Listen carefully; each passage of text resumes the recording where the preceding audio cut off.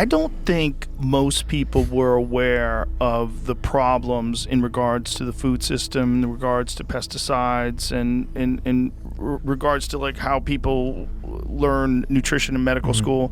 I don't think they were really aware of that until about 5 or 6 years ago. I think it started to creep into the zeitgeist. I think before that, people just put all their faith in doctors, and then I think COVID happened, and people lost a lot of faith in the medical system. They lost a lot of faith in the NIH. They saw all the contradictory videos of Fauci saying, you know, you're not going to catch COVID, and Rachel Maddow and all that shit. And you're like, oh my God, this is all a bought and paid for system to promote profit. And I think Jamal talked a little bit about this, but I think it's so important because nobody realizes this. I think a lot of people listening to us years ago, it's just like, this sounds conspiratorial. And it's just like, what actually happened? And there's a couple like really important dates that happened that are historical that I think like set this structure really intentionally. The first was 1909, the Flexner Report. So literally John D. Rockefeller's personal lawyer wrote the report for Congress that basically set the standard that's the standard today for medical education. And it literally says in the binding guidelines that holistic health and nutrition and anything about interconnectedness of the body is pseudoscience. It says we need to name the condition and cut it out or prescribe it. And what year is this? 1909. So they're still going by the recommendations of 1909. We still follow the Flexner Report. A policy, I mean, and we could get to policies, but like rescinding the Flexner Report and having updated scientific education and standard of care guidelines based on what we've learned since 1909 about the majesty of the interconnectedness of our body is a really good first start, because we're binded under a law, just demonstrably, just like, again, not conspiratorial. John D. Rockefeller's personal lawyer wrote this report. Why? Because John D. Rockefeller is the father of the pharmaceutical industry and created pharmaceuticals from byproducts of oil production, and was the first investor into Johns Hopkins and other major medical schools, University of Chicago, and started the modern education program for health. There were some big issues in the health, this is the Wild West, but he created Johns Hopkins and the standard of residency training as a way to silo diseases very intentionally and then prescribe his products and interventions as the top pharmaceutical maker. And the medical schools that he created were basically a distribution system to him. Okay, so you get to World War II. Up until World War II, around that time, the 1950s, 1960s, I would argue almost any medical miracle you can think of or any listener can think of was created before that time. You know, it's all acute situations, emergency surgical procedures, sanitation procedures, antibiotics to make an infection not deadly. Almost every medical miracle we can think of was something that was going to kill you right away, infectious disease, and then you take the pill or take the treatment for a finite period of time and you stop it, or do the surgery quickly and you're cured. Those are medical miracles, and we had a lot of good things happen up until World War II. Very intentionally, the medical industry saw the birth control pill in the late 1950s, 1960s. And the birth control pill was the first pill in world history that people took for longer than a couple weeks.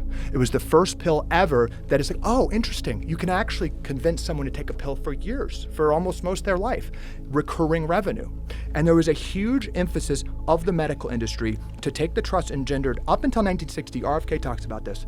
We didn't spend money on chronic disease management. All medicine was acute issues. Chronic disease, diabetes, obesity, that was outside the doctor's office. They saw that you could medicalize chronic conditions. Today, 90 to 95% of spending is on chronic conditions. So what do? In the 1970s, literally the Sackler family, their grandkids did the opioids. Their forebears created Valium.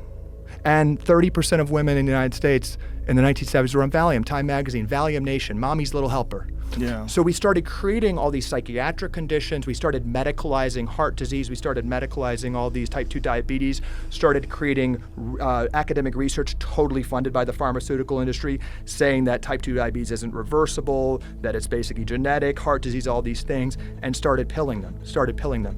Then what happened to food? Chronic disease wasn't that big of a deal in the 1970s, 1980s. You look at the graph of all chronic conditions, there's just a sharp turn in the 1980s. It's literally almost to the year of the Surgeon General report saying smoking wasn't great. So the second that report came out, Philip Morris and R.J. Reynolds were two of the largest companies in the world. It wasn't like Microsoft and Google on the top companies list. It was like cigarette companies. Dopamine is a really good thing to sell, which the tech companies do now. And they used their cash piles. And by 1990, the three largest M&A deals in American history, in world history, were cigarette companies buying food companies.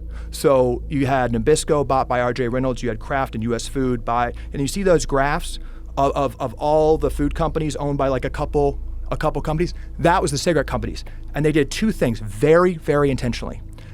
They took over the institutions of trust to say ultra-processed food was healthy, and then they took their scientists and rigged the food itself to make it more addictive. Not to kill kids, but to make it more addictive. So you had that literal food pyramid, which said ultra-processed food is great, low fat, carbs, base of the pyramid. That was constructed literally by the cigarette industry to promote their addictive products. And this weaponization of food, as I call it, it's not just like this conspiracy. Literally the cigarette industry, those two companies, Philip Morris and R.J. Reynolds, were the two largest food producers in the United States. Like 50% of American food were created by cigarette companies in the 1990s. And they have gotten us addicted and weaponized this food, and all chronic conditions have just shot up. It's because that ultra-processed food, literally by tobacco industry scientists, hijacks our evolutionary biology. Again, you can't overeat grass-fed steak, but these food, with scientists much smarter than any of us, that's what they're doing. They're shutting off our satiety signals. The byproduct of this cheap addictive food, which we don't even have research for yet, is that it's sprayed with all these chemicals. It's sprayed with 10,000 chemicals that are allowed in the United States when only 400 are allowed in Europe. All these chemicals to make the food addictive, to make the food cheap, to do the monocropping. And that food is absolutely, and we don't need to wait for the research on this, these chemicals, these neurotoxins are destroying our cells, destroying our microbiome in ways we don't fully understand. So I just want to make clear to everyone, this has happened very intentionally. And it can be undone pretty quickly too, but we have to realize this isn't a conspiracy. It's true corruption that happened deliberately. I would just add a few more dates. I think one thing about the research, we're one of the only countries in the world where the burden of proof for harm, we allow these chemicals to just enter our food system. We have 10,000 chemicals in our food system. Europe, only 400, because they have to show that it's safe before they use it. We're allowed to use it, and then only if there's issues that crop up do people have to do research. So, there's this ridiculous GRAS, generally recognized as safe designation, which is essentially a company self-assesses whether the chemical that they are creating is generally recognized as safe. No one's overseeing it. And Brigham talks about this, compassion for the FDA. They're overwhelmed. There's a lot of stuff to do. It's kind of like a hoarder's house. Where do we even start? I don't necessarily know if I buy that. I think that it's pretty bad and bought off that we have all these chemicals. But they basically just have to self-designate if it's generally recognized as safe, and then it can go into our food system. One thing that I find really interesting is that I really reflect on a lot is what is the difference between a food chemical and a drug? They're all just synthetic molecules that are made in factories, in labs by scientists. Do you know what the difference is? Intended use. So basically, if the intended use is for food, you can synthesize almost anything you want and put it in food. We are being mass drugged and poisoned in our food system with 10,000 virtually unregulated chemicals, which have bought off papers saying that they are safe. I mean, you look at what happened with all the Monsanto litigation about non-Hodgkin's lymphoma. They had to release this whole thing called the Monsanto papers. They were declassified, where they ghost wrote scientific papers saying that glyphosate is safe. So there's all this corruption in there where basically we have 10,000 unregulated chemicals in our food system and we're getting sick as hell, obviously. And then you've got the evidence-based people saying, well, we need to have a 10-year longitudinal study to show that glyphosate is causing XYZ disease. And it's obviously that's not the right approach, because first of all, it is the synergistic combination of all the toxins that are now in our environment that are leading to all these pleiotropic health issues. That's very hard to study. So we have to get our heads out of our ass and use our common sense and realize what's going on, and not wait 10 years with these, NIH-funded studies that are going to be corrupted. And, I think, so that's just one thing about the food chemicals. I just wanted to add to your point, Cal, some other dates, you look at the processed food emergence. Processed food like really didn't start taking off until these mergers. Like there was a little bit of a start of it. Ultra processed foods did not exist before World War II. We needed to have shelf stable food for soldiers and things like that we could ship, and so there were maybe some good intentions there. But then there was an opportunity there that got seen, and we can also weaponize the feminist movement against being in the kitchen, you're a slave. You don't, that your values outside the home. You need to climb the corporate ladder. Here, have this convenience food that we basically made for soldiers, and we're going to tell you that this is actually your liberation. So of course we got people not cooking. Families aren't eating together anymore. Like, kids are eating 67% of children's calories now are ultra processed foods. These means foods that come from a factory made by food scientists, not just processed, ultra processed. The highest form of processing, 67% of calories. Then you go to the 1970s and we have the advent of high fructose corn syrup, which, as Callie talks about, this preceded some of the mergers, but high fructose corn syrup is a weapon of mass destruction that basically food scientists used an understanding about hibernating animals like bears who fructose is one of the only types of calories where instead of making you feel satiated, it makes you more hungry. And this is evolutionarily, and we knew this. In the fall, when animals are preparing for hibernation and they start eating fructose-rich berries, they need to put on a ton of fat for winter. And so there's a feed-forward mechanism with fructose where it actually gets the bears to be hungry and even violent to outcompete other animals to get as many berries as possible in a short period of time to lay 3D print fat for winter. So you have the scientists understanding this and say, hey, we can make liquid fructose 1,000 times more potent than the fructose you'd find in berries. Same molecule, but in higher concentration. And we can add it to everything. We can add it to salad dressing. We're going to add it to ketchup. We're going to add it to children's school lunches. We're going to add it obviously to sodas, and we're going to make people insatiable. We're going to make their bodies and their brains think that they're preparing for winter that's never coming. And there has been research that shows that high fructose corn syrup is associated with violence, ADHD in kids, all of these different things. Just last thing I'll mention, flash forward 1986, I think another very important date, which is the date when the litigation went through that said we couldn't sue vaccine manufacturers. And the Vaccine Safety Act, that's a very important date in the whole history because it is one of the first times where we were able to pass legislation through Congress that said that pharmaceutical companies could not be sued for wrongdoing. And that still is present today. They basically put together a paltry little fund that people could apply to get no fault reimbursements for vaccine harm, but you cannot sue the company. So you start to get companies being legally immune from wrongdoing, which has then accelerated, and they're now starting to try and push things like that for pesticides as well. The only answer of double-blind placebo-controlled studies, which every guest comes on is just like, that's just the gold standard. Everyone just accepts that that's what you need. A double-blind placebo-controlled study, the only answer is a pill.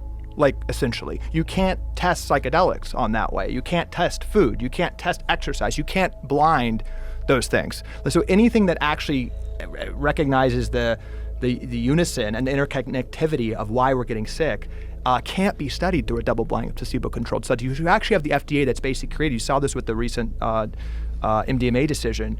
It's basically rigged that the only thing that can be approved through the top way we study things and approve drugs is a synthetic pill. That's the only thing that it can basically lead to through a double-blind placebo-controlled study. It's like with vaccines, it's like, yeah, I bet that one vaccine probably isn't causing autism. But what about the 20 that they're getting before 18 months? Like, we don't look at it in synergistic, and so that's a big problem. And this is where the cult of the science, and I say the science specifically because science is beautiful, using the scientific method and using that way of inquiry into the natural world is a beautiful art.